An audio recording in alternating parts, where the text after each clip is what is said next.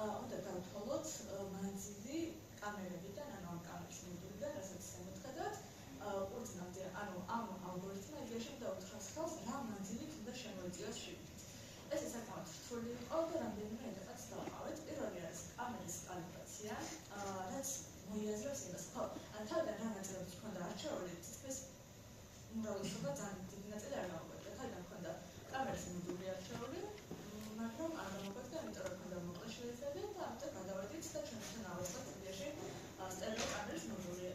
ორი კამერა ერთმანეთს გადავედით, როგორც ხედავთ, ჩარჩეთი და სინქრონიზაცია გავაკეთეთ უბრალოდ. ამის შემდეგ დავიწყეთ კამერის კალიბრაციაზე. იქნებ კამერის კალიბრაცია ნიშნავს ეგეთ რაღაცას, რომ გავიაზროთ ალგორითმს გავაზრებინოთ, თუ როგორ ხედავს ჩვენი კამერები რეალურ სამყაროს. პირველი ეტაპი კამერის კალიბრაციის იყო რაღაცა ნაცნობი ობიექტი უნდა აღება და გადაგება ბევრი სურათი, ოღონდ გეომეტრიულ ზომები და რა თქმა უნდა. ამის შემდეგ აქ ეს საკმაოდ ბევრი წოდება მოგვიწია, იმიტომ რომ როგორც ხედავთ, ეს ჩესბორდი არ არის მართკუთხედი. კვადრატული არ არის, მხოლოდ ბატონს მართკუთხედზე ემუშავა ალგორითმი არის საერთოდ. რადგან მისამე ჩესბორდია, რაც ვცხოვრობთ, იმიტომ რომ ირეკლავდა სხეული და კამერა ვერ აფიქსირებდა და ამიტომ რაღაცა ცოტა სისულელად შეჭრა ალგორითმი. ხო, კამერის კალიბრაციის ერთ-ერთი ყველაზე მნიშვნელოვანი ეტაპი იყო ასევე ჟანგის მეთოდის გამოყენება, რაც ოფენსივის ჩაშენებული აქვს უკვე ალგორითმი და გადავცემთ უბრალოდ ვაჭამეთ ალგორითმს ჩვენი დეითასეტი, რაც 4000 სურათი გადავიღეთ და შემდეგ უკვე თავისით დააკალიბრა, ანუ გაიგო მოდულმა რა არის კამერებმა თავისი შიდა პარამეტრები დაადგინა და შემდგომ გარე პარამეტრებიც მოახდინა დეტექცია. ხო, ანუ მთავარი იდეა არის ის, რომ როდესაც რაღაც არის 3D-ში, ფოტოს ვიღებთ და ხდება პროექცირება, ანუ 2D-ში ვიღებთ ამის ანალიზს, ასე ვთქვათ. ჩვენი მიზანი იყო, რომ ახლა გვაქვს 2D მოდელი და უნდა აღვადგინოთ 3D, რაც ალგორითმით გამოვიდა საბოლოოდ. ყველაზე ცუდი ის იყო, რომ როდესაც გავაერთიანეთ ეს ორი ალგორითმი, ანუ როდესაც კამერები ხედავდა თან ხურძეს და თან ითვლიდა depths, FPS-ი როგორც ხედავთ არის ძალიან მიუხედავად იმისა, რომ ვექცევ მუშაობს და მაინც გავამატებთ. ხო, მაგრამ ანუ საკმაოდ სწორად მუშაობდა და სწორად მუშაობდა, მაგრამ შედარებით ახლოს ამ 1 მეტრზე ვეღარ დავწერთ, იმიტომ რომ როგორც ვთქვით, გავამატებთ და სისტემი ანტი საწოლად შეცდიდა. ოკეი. ახლა მე გეტყვით მექანიკურად დანაწილი გავიარეთ, რომ გამომჩენილიყავით სადაც ვარ. ან თავიდან გეგმაში მქონდა, რომ ასეთ ხელი მქონოდა, როგორც სურათია და მქონდა კარგი იქნებოდა, მაგრამ ბევრი პრობლემა ახდა თან. იმიტომ რომ ჯერ ერთი ამასაც 6 ფაქტორების ხარისხი, 6 ნაირად 6 ადგილას შეუძლია მოგვინება. და ეს ჯერ დავიწყეთ ძირის გაკეთებით და ფოტოდაც მაგას ხედავდა. ეს ძირი რომ დავამაგრებიათ, თავიდან ავიღეთ ნემო 17-ით გაკეთებას, რაც ძალიან მძლავრი და კარგი იქნებოდა. ამ ნემოჩვენებზე სოლარ პლანეტების გიარების ვაკეს გაკეთებული, ანუ ერთი იყო ფიქსირებული, ირგვლივ ატრიალობდა დანარჩენებს და საბოლოოდ ეგ ატრიალდა მთლიან კორპუსს. ამას შემდეგ ზემოდან ედგმებოდა თავი და შიგნით უნდა ჩაიყარა პლასმასის ბურთები, რომ ეს საკის არის პრინციპი რომ შექმნილიყო, რომ ისე დაეტრიალებია. მაგრამ ეს როგორც პრაქტიკამ გვაჩვენა, ერთხელ თუ დაახურავდით თავს, იმის უკან ამოღება აღარ შეგიძლია, იმიტომ რომ ჩაჭედილი იყო ერთმანეთში და ფაქტობრივად რაიმე რომ სულაც ასულიყო შიგნით, ვეღარ თერმობოლი ბეტონ, ამას ვეღარ დააბრუნებდი უკან, ამიტომ ძალიან იყო საფათო იყო სამუშაო და დებაგინგი ძალიან რთული იყო. მაგრამ გარდა ამისა, ამას რომც ემუშავა, პრობლემა ის იყო, რომ ნემოჩვენები რომ მქონდა ჩადგმული, როცა ვატრიალებდი, ჯერ ძალიან დიდი ვიბრაცია ჰქონდა და ძალიან ხმაურიანი იყო. მაგრამ თან ტრიალის დროს, როცა სწრაფად ვატრიალებდით, ხურდებოდა ეს პლასმასი და დეფორმირდა ქაინდა და ფაქტობრივად აღარ მუშაობდა. ამიტომ მოგვიწია ამ ხელზე უარი გვეთქვა და გადავედით შედარებით უფრო პატარა და სუსტ ხელზე. ეს ხელი იდეაში 6 თავისუფლების ხარისხი აქვს, მაგრამ პრაქტიკაში მოხდება, რომ არ გჭირდება 6, თავარია რომ შეეძლოს 4-ზე ჩამოვიდეთ, 4 საფარი ჭირდება მინიმუმ მოქმედებისათვის. ეს არის ხელის software ვიყავით, რომელსაც შეგვიძლია დავუტესტოთ თითოეულ ცევლს რა გრადუსად გავუწერდი, იმ გრადუსზე რამდენად კარგად იმუშავება. და ერთად გვხმარა, ასე ვთქვათ, forward ez არის forward kinematics-ი, ანუ თითოეულ ცევლს ევლებთ გრადუსს და ისინი შემდეგ მიმართულებთ. მაგრამ ჩვენ ეგ ფეისი არ გვჭირდებოდა, ჩვენ გვჭირდებოდა პირით, ანუ ჩვენ არ ვიცით რა გრადუსი უნდა დაატრიალოთ, ჩვენ ვთქვით, სად უნდა მივიდეს. ამიტომ გვჭირდებოდა inverse kinematics. inverse kinematics-ის ეს არის მისი გამოთვლის ფორმულა, შენეულები კოორდინატებს და ის გიბრუნებს კუთხეებს, სადაც უნდა დაატრიალო. ამ ყველაფერს კალკულაციას ვაკეთებდით ჯერ პირველ რიგში სანამ უშუალოდ აქ გადმოვიტანდით, მათლაბში გავაკეთეთ ამის სიმულაციები. და აი უკვე არსებული თითოეული ხაზის ლენთი უნდა იცოდეს, სახარი რამდენ სანტიმეტრიანია და უნდა მიწა კოორდინატები და ის შემდეგ გადაწყვეტს რა გრადუსით უნდა დაატრიალოს რომელი. ეს ყველაფერი რომ მათლაბში გაიმართა და განტოლებების გამოიხსნა და ყველაფერს პითონშიც კოორდინატები სწორად ვიბრუნებდნენ, შემდეგ ვიწევდა უკვე ამ ყველაფრის გაერთიანება. მაგრამ აქ დაიწყო პრობლემები. მანამდეც დაიწყო, მაგრამ ესე იგი თავიდან ორ დამოუკიდებელ პროექტად რო გავყოთ იდეაში, ერთი იყო ხელი, მეორე იყო ხედვა, ამოცნობა და სიღრმე.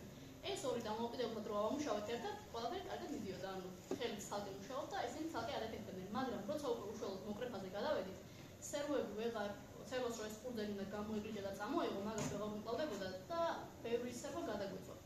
ამიტომ ახლაც იდეაში მაგმოარეობაში ვართ და ვიდეოს შემოგთავაზებთ, რითიც როცა მუშაობთ, ეხლა გადამწვარი გვაქვს და ეს ხდება დილის 5 საათზე და რაღაც სერვერ ქონდა და რაღაც ნერვები რომ გამოსწოლებია. გუში ხო, აი დილის. ახლა ეს იდეაში არის ტექსტებს თქვა მერე ამერის point of view-საც განახებ შემდეგ და როგორც უნდა მოკრეფოს. იდეაში ეს მერე უნდა დატრიალდეს ხელი და შემოატრიალოს, მაგრამ ის უკვე გადამწვარი იყო და ეგ ვეღარ ამოწევ. ეს არის თვითონ კამერა რას ხედავს მაგ დროს, უჭერ ორივე თვალმა უნდა აღიქვას ყურძენი რომ ჩაითვალოს გადაგებულას და მერე იწყებს მოკრეფოს. ანუ ერთგან გადაჭანს, თუმცა ერთი არ ხედავს, მეორე არა დასწურებს რას ვთქვათ და არ იცვლება. ხო, ეს იდეაში საბოლოოდ თავიდან დეიმაში ხონდა რომ Raspberry Pi-ზე უნდა გაშვებულიყო იდეაში, მაგრამ Raspberry Pi-ზე ფრეიმ-ფერსონი ერთიც კი არ ქონდა ხოლმე, ნული ქონდა და ახლა თუნდაც სიგურად ვერ უკაჩავდა და ჩემს MacBook-ზე იყო გაშვებული და ახაც კი 4-ია მაინც ბოლომდე ვერ ავაჩქარებ. აი ახაც ერთ ხარეს ხედავთ, მეორეგან ვერა, ამიტომ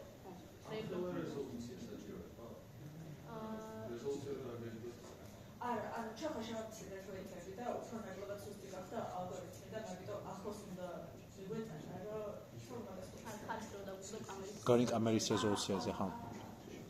კამერის ანუ შეიძლება კითხვა დავსვა? ანუ სხვა კამერა გვექნა თუ სხვა კამერის ამ კამერის ეს გაგვეცემა.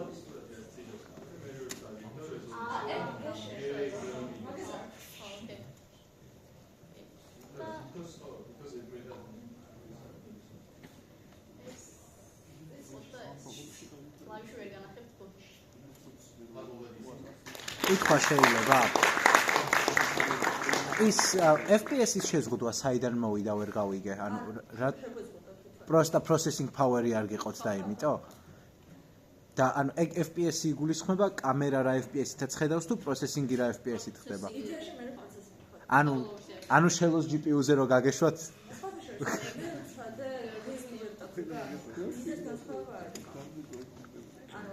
ანუ ეგ კამერის შეზღუდვა არ იყო, მოდელის შეზღუდვა იყო, ხო, როგორც ხდები? ხო. ოკეი.